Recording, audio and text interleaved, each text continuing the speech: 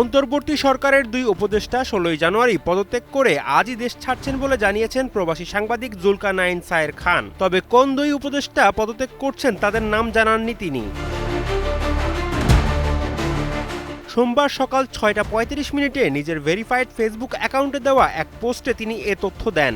পোস্টে তিনি লিখেন, অন্তর্বর্তী সরকারের গুরুত্বপূর্ণ দুইজন উপদেষ্টা আজ ১৬ ফেব্রুয়ারি দেশ ত্যাগ করতে পারেন বলে তাদের ঘনিষ্ঠ মহল বরাতে জানা গেছে।